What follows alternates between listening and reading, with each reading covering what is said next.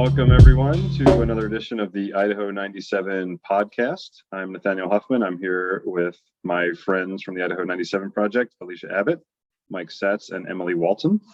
And we are here to talk to you about the week in democracy building across Idaho. We're trying to take back our state, and there's actually a new group called Take Back Idaho that put out a big voter guide this week. I know everybody's getting their ballots if you vote absentee or trying to get your list together who you're going to vote for in the primary. And so, Mike Satz, what do you make of the Take Back Idaho voter guide that came out this week? Sure. So, I mean, it's a good voter guide, right? It's a very good voter guide, and it talks, it really talks to this issue of who's a responsible candidate, right? We're never going to agree with all the candidates. There's just no possibility that you could ever be 100% aligned with any single candidate. It's just human nature. But what we're looking at is who are these candidates? Who are candidates who will govern response? And one of the key issues with extremist candidates is they are irresponsible at governing. And so the Take Back Idaho voter guide is excellent, right? It's Take Back Idaho. It's put together by the leadership of Take Back Idaho, and these are some of the people who have been trusted leaders in Idaho conservative politics for decades, right? Decades. I mean, we're talking people like Ben Isursa and others who you hear their name and you're like, oh, I trust that person, right? And this is are the people who are behind this organization. So if you're at a complete loss, right, go to Take Back Idaho's website or go to their social media feeds, and you can find their voter guide there. Other organizations have voter guides to look at too. North Idaho Voter Services is a regional example of very, very responsible, conservatively ran Idahoans who want to make sure people have the right information before they hit the polls. League of Women Voters is always out there. The website for that is vote411.org. When people fill out their questionnaires, they'll appear. You simply go in and put your address in, and you see the races that are available for you to learn about. And of course, we're going to put a voter guide of our own out next week. Yeah. So before I talk about that, I mean, there are also obviously news articles coming out, not enough in our opinion, but newspapers across the state are covering the primary. So look for folks in your district there. The parties also have voter guides out, and we're going to talk about that in a second. But, candidates on the party primaries are providing information to their political party, so you can look there. One thing that we want to see in voter guides is very clear information about where extremism is a factor in the race. And so our voter guide that's going to come out hopefully later this week, I know it's getting close, we'll have some specific information about races where we're really at risk of losing ground to extremists across the state. So that's what we're working on. Anybody want to add anything about that before we talk about the bad sources of information that abound in the state? Sure. I mean, one of the reasons that the Idaho 97 voter guide is taking a little bit longer is because we are doing some research in the background into a lot of these candidates. The voter guide is going to be focused on extremism, right? And it's not going to be necessarily comprehensive. If it doesn't say something about your district, then it's likely that we didn't find anything that gave us a red flag, basically. And that's our project's goal. Our project's goal is extremism. It's not political position, it's not party, it's extremism. And so that's what we're going to be looking at, and that's what our voter guide is going to be focused on. Yeah, we're going to bring you the screenshots, folks. The only voter guide with screenshots. And they're going to be out there for some of these folks. We talked about this a little bit last week, but some of the central committees, specifically with the Republican Party across the state of Idaho, have been doing some really sketchy stuff, particularly North Idaho, Canyon County, and even out in East Idaho at this point. So, Mike, Emily, let's start with Mike. What's going on there, and why should people not necessarily trust recommendations from their party central committee? Sure. I mean, the whole issue with a lot of central committees in Idaho is that they are either taken over by extremists or they're in the middle of a fight to be taken over by extremists. The best example of this is the Kootenai County Republican Central Committee. The chairman of that committee is also the chairman of the Idaho Freedom Foundation, which is like the lead extremist organization in Idaho. And you can't trust anything that comes out of that. That committee tries to engineer its own special chosen candidates in front of the elections, which takes the vote away from the citizens of Idaho. And there are several other ones that are copying that effort. And Emily, you wanted to talk a little bit about what the statewide GOP had to do with some of these committees. Yeah, so they have a pretty strict rule in the GOP, which makes sense, right? These central committees don't get to give money to different Republican candidates, and they don't get to go in and endorse them. It's the idea is let voters decide for themselves which candidates they want to vote for. And so they had to issue some letters this week and demanding some corrections by these central committees that have been taken over by extremists, and people have come in and figured out you can be a precinct captain, you can jump in and run a county committee and take control of a lot of money and go in and endorse your candidate, and that's strictly forbidden. So they had to ask them to stop doing that and to give the money back. And so this really is just a demonstration of how divided the GOP is, that it's been co-opted by extremists. And I will say, I think it's so funny that the extremists come in and they use the word rhino, but it's really them who've come into a party that's been functioning a certain way for a long time, and they've tried to take it over. And so I think that's just something to remember as you go forward and you see Republicans endorsing each other. Keep in mind the extremism that's been coming into that party. And I saw a great statement, and I think this is the statement that we should start using. Rhino is real Idahoan, not outsider, and that's really what's going on. I mean, one of the things that we see with extremists is they project. They always project whatever they're doing. They say you're doing, right? And that's exactly what's going on here. And I want to be very clear here. We're not talking about the state GOP or committee, right? And the state GOP's voter guide is actually a useful resource, right? I mean, this resource has factual information, has all the candidates listed. You can see who's running as a Republican on that resource. So we're not talking about them. In fact, it was the state GOP that stepped in and said, hey, start following the rules. Yeah. So one place this is really played out is at North Idaho College and the board at North Idaho College, which is currently basically has been shut down through resignations and is going to be up for some like emergency appointment. Emily, are you following this? Yeah. So I think some of you listeners know this, but I used to be a community college trustee in here in Idaho. I ran in 2014 and served for 4 years at the College of Western Idaho.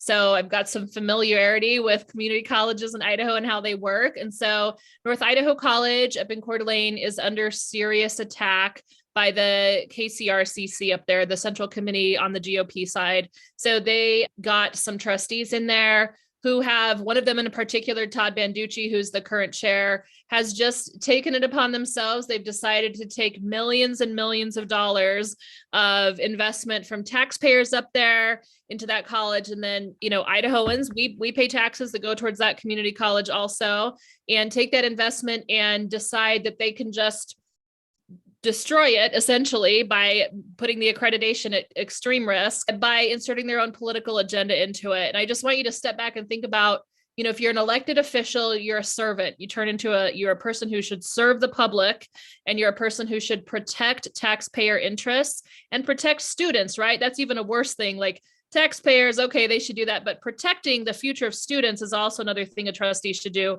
Todd Banducci doesn't think about any of his service this way. He thinks of service as a way to control things. And so what's happened on this board is they've essentially, at this point, there should be 5 board members total. Right now, they only have 2 who I would say are the bad board members, because last week, 2 of the good board members resigned in order to give the State Board of Education a chance to appoint 3 board members to make it a total of 5 and get that board back into the place it needs to be. It was a sacrificial call on the part of those 2 good board members that are up there. Really is a last ditch attempt to get this college back to where it needs to be. And to give you an example of really how serious it is, there's, accreditation bodies across the country that give accreditation to all public entities in education in higher ed. And they had to make a visit and they had to issue a letter that said, you're at serious serious risk of losing accreditation. And what that really means is like, if a student, like one of my sisters wanted to go up there and go to college,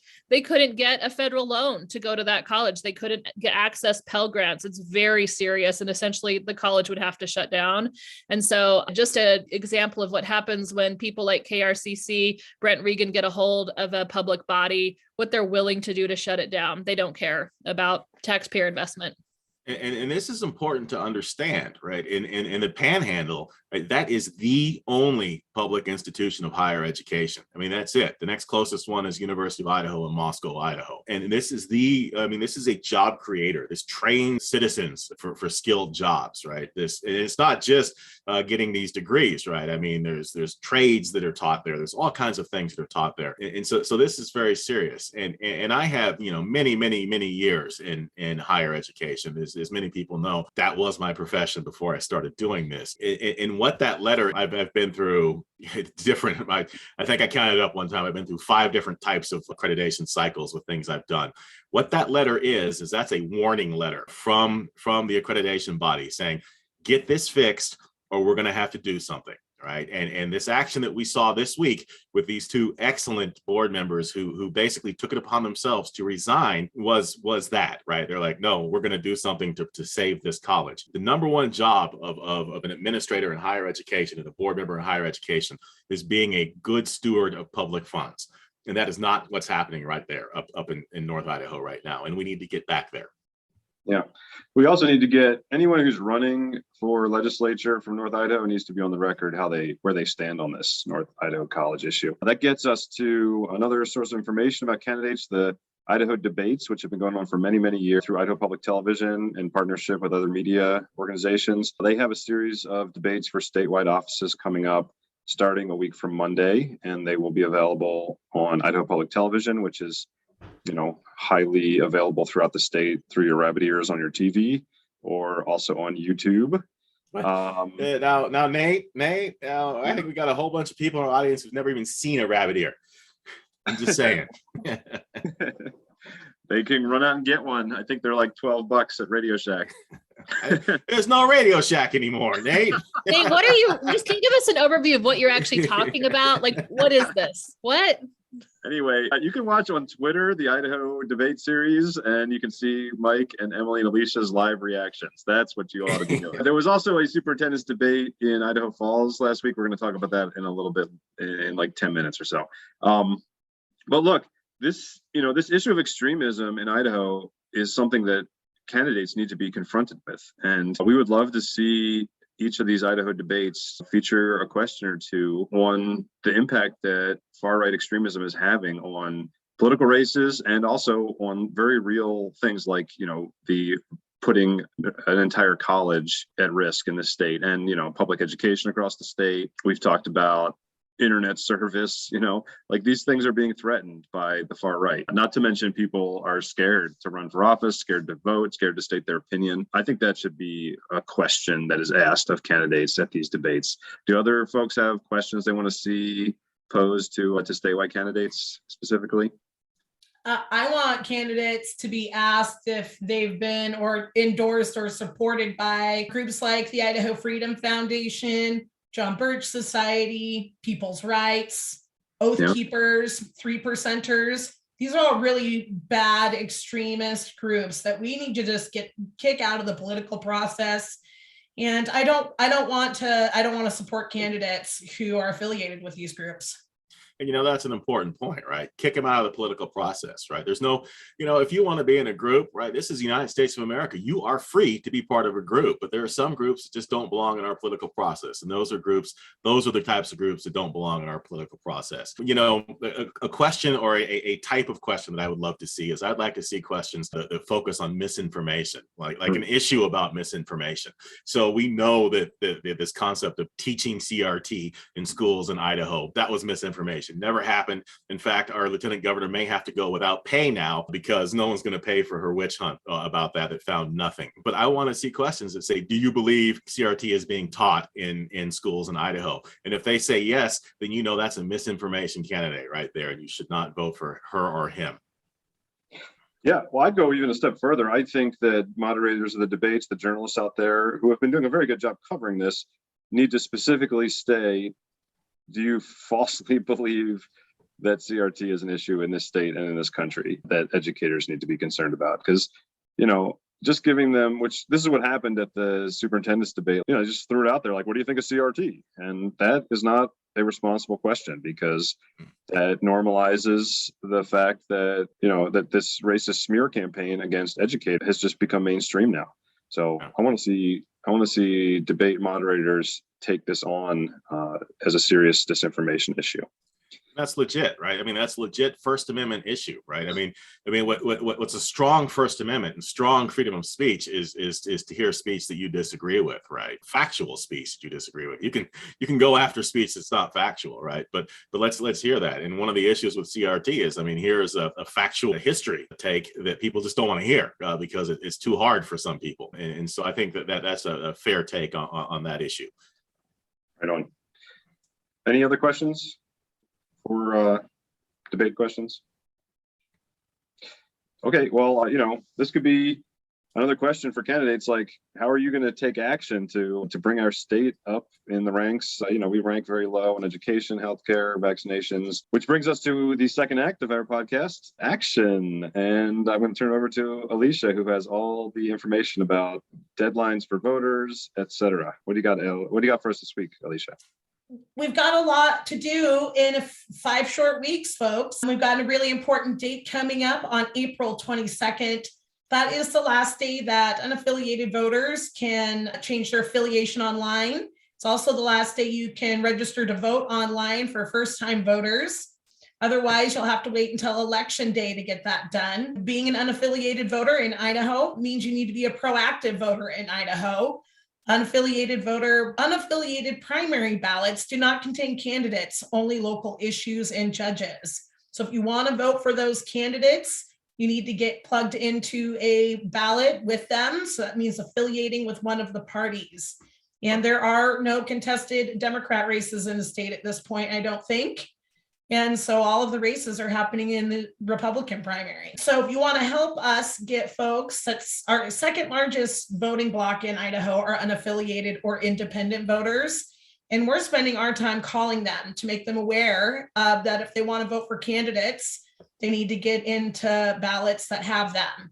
So if you want a phone bank, you can visit our website at theidaho97.org/phone banks and get signed up. We're calling into specific counties this next week and up until the election. And if you are a conservative that doesn't know how to endorse responsible conservatives in your area because your central committee has been taken over, we will be doing Republican phone banks. So if you want to call and talk to conservatives as a responsible conservative yourself, you can get plugged into those phone banks too on our website. In addition to that, if you have a candidate who needs help getting outreach done, go support them if you can. So those are the things we're focused on from now until the primary, and the actions you help us take ensure a really great voter turnout. And that's how we change things in the right direction. We know that when we turn out in large numbers, good things happen to Idaho. So get a friend if you want some buddy action, get signed up for phone banks, and we will have more actions between now and the primary that we'll be talking about. Yeah, and these are super fun. We do them Tuesdays and Thursdays evenings with Alicia. You sit on a Zoom with her. She does the training, and then you get to actually talk to Idahoans about issues that matter to you. It's fun to do, and I recommend it. You can sign up for, twice a week for the next couple weeks to do Idaho 97 phone banks. Excellent. All right. Well, now it's exciting, the exciting moment that you all have been waiting for, the Act 3 of our podcast, the segment we call My Far Right Nut. And I'm going to throw it to Alicia to introduce our far right actor of the week. And I think actor is a very apt description for this week's person. Who is it, Alicia? Yeah. Yo, let's get stupid, y'all. Yo, homeboy, you seen him? See, fool. My nuts, man. Who you think? This week's far right nut is Superintendent of Schools candidate Branden Durst. Branden was born in Boise, Idaho in 1980. and attended public schools in Idaho. He is a graduate of Pacific Lutheran University, where he has a Bachelor of Arts degree in political science and a minor in communication. He has a questionable career as a child mediator, and he has also been in some recent altercations in our state house, specifically with my Senator Jim Woodward of District 1, over some issues he had with a committee not forwarding a bill he supported and specifically endorsed. So, there are a myriad of reasons why Branden Durst is bad for education. And I'm going to let Mike talk about some of those reasons. Yeah, I mean, the guy is just an authoritarian nut. Right. I mean, he fits right in here and right there, starting an altercation with Jim Woodward. Right. So Senator Woodward is maybe one of the most level-headed people in that entire building at any time who's ever in that building. And starting an altercation with him because you didn't get your way, a bill that didn't pass through committee that you didn't like. It's like, hello, do you understand what we're doing here? Do you understand what governing's even about? And you know what? We don't always get what we want. And you're going to go start a fight with a guy, right? Or try to start a fight with a guy. All right. No, that's nuts. Right. And that's authoritarian. And he's even come out and said, right, he's not about leading through consensus, right? He's about getting out and getting it done, right? Well, guess what, man? You got to lead people, right? You got to have people agree with you. Otherwise, they aren't going to do it or they're going to quit. And we don't want our teachers quitting. Now, this may actually be the goal of Branden Durst, and this may be the goal of the right wing in general, is to get teachers to quit. But that's not how you lead. Right. That's not what you do. He also buys into the CRT myth. And now there's two levels of the CRT myth, right? The first level is the fact that it's even being taught in our K through 12 schools.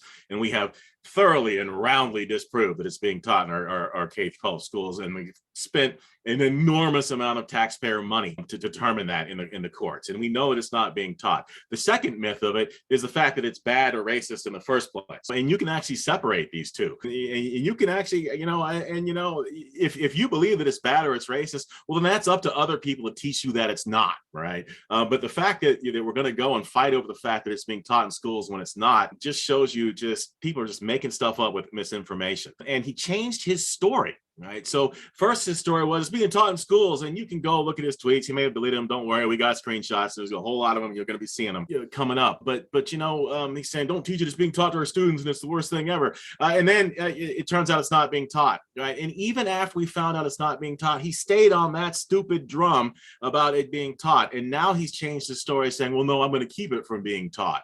Well, which one was it, Branden? Was it being taught, or do we have to keep it from being taught? I mean, come on, Mr. Flip-Flop, former Democrat, now Republican. What are we doing here with this stuff? And then the next thing is, right, the whole problem with it being taught, right? Don't fight it being taught. This is the First Amendment of the United States of America. Come up with good reasons that oppose it, right? That's what we do when we talk about subject matters. We don't censor them. When people want to censor them, they're up to something more nefarious. And I promise you, Branden Durst is up to something nefarious here. There's something else to worry about this individual with this whole history of altercations, with this history of very aggressive, wanting to be an authoritarian.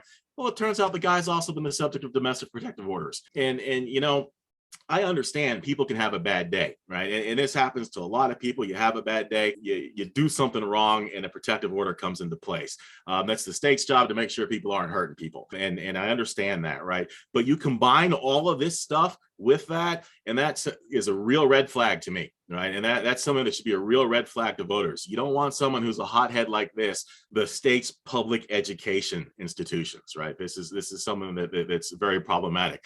Now, Nate, you actually watched him in this last debate, and he was talking about his vision for schoolhouses. Oh, why don't you tell us about that a little bit? Sure. Yeah. Well, just that was. I like how you split that up on the CRT stuff, Mike. Branden is still saying that CRT is all over the state. He's switched a little bit to blaming higher ed and diversity and inclusion. Calling it different things, but same deal here. He's also very explicit, like the Idaho Freedom Foundation is, that even though he wants to be the head of public schools in the state, he doesn't really like public schools that much and doesn't think they should get money. And he's come up with, I doubt he came up with this, I hadn't heard it before, but this idea of micro schools. I mean, this just sounds like another scam to shave money off of our public education system. But one-room schoolhouses for like whose platform in 2022 is one-room schoolhouses? That's ludicrous. We need to do something to bring our state up from, its bottom rankings in public education. And I don't think that paying your, some entrepreneur in your rural county to start a school for 10 people, like that's not the answer. I'm sorry. So yeah, this is clearly an extremist idea, clearly not well-founded in education policy, and we can't let this happen. I do want to say we have 3 candidates in this Republican race for the superintendent of public instruction. All of them are out there talking about CRT like it's some kind of bogeyman. We're going to be discussing this among ourselves, who to support in this race. I think we have some ideas, but it's just really sad to me that this is what our, chief of schools race is like depending on at this point. That's a failure on our part, honestly, that CRT is that much of a factor that it's like a question in who's going to run our schools. I'm pretty bummed about that. Yeah, I mean, this is a market failure of our electoral system, right? Yeah, and this is this whole problem with extremism, everything else. Our electoral system is clearly has some weaknesses and some chinks in the armor that may need to be looked at in the future to give citizens the real choice here and take it away from these different special interest groups that just come up and make up terms and say, ooh, be scared of this and that kind of thing. And we'll get to that. And there's another thing that's out there that's really important about Branden Durst, and that is he has no significant history of working in public education or public schools, right? He had a brief stint as an adjunct at College of Western Idaho. And I don't want to say anything bad about adjuncts. I use them a lot, but the entire theory behind adjuncts is that you're bringing outsiders with a special knowledge base in to teach this very practical curriculum to your students, right? That does not qualify someone who's an adjunct to be a board member. And in fact, Emily, he taught as an adjunct at College of Western Idaho, where you were a board member. Do you have any thoughts on that? I mean, my main thought is Branden is just clearly unqualified to be superintendent of public schools. Just because you were an adjunct, which is a respected thing, doesn't mean you're going to understand and respect public education in our state. And he's done plenty of things that demonstrates he does not respect public education. And then, I do want to go back our point just previously, this market failure. Think about a report that just came out about our schools in our state falling apart. We had a school up in Orofino that didn't have a roof for a while or had some serious roof issues. And that's what everybody needs to be talking about. We need to be talking about that. We need to talk about teacher retention. The CRT thing is absolutely just a distraction so that leaders do not have to deal with hard issues and actually fix those issues. It's just a distraction. And so, that's where Idaho 97 comes in. Us as a group of people, 10,000 plus strong across the state, need to show up and say, why aren't you talking about things that I care about, and push people to do that. And so, I'll just finish with saying, Branden is not a good leader. He's a jerk in many instances. I do want to add a story. I just remembered I was in the state of Washington a couple of years ago working on a bill, and he was living there at the time. This was probably 4 or 5 years ago. And someone brought him up. It was a group of lobbyists, and they said, gosh, this guy is such a jerk. And I was like, oh yeah, he was a jerk in Idaho too. And now he's come back to do that. And so if your reputation crosses state borders and people know you for not being a great person, that should be a red flag to us here in Idaho. Red flags everywhere. You heard it here first. He's also was a jerky Democrat before becoming a jerky Republican. So goes across all state line and party lines. I also am a former adjunct teacher. Thank you guys very much. I'm under no illusion that I could be superintendent of public instruction. However, this has been another exciting edition of the Idaho 97 podcast. We're going to be hard at work on your voter guide this week. And signing off, I'm Nate Hoffman. I forgot my name for a second there. And you have been here with Alicia Abbott in North Idaho, Mike Satz, who has a lovely Idaho State Capitol background on his Zoom, and Emily Walton and her green couch. We will see you all next week. Thank you. Bye, y'all. Bye.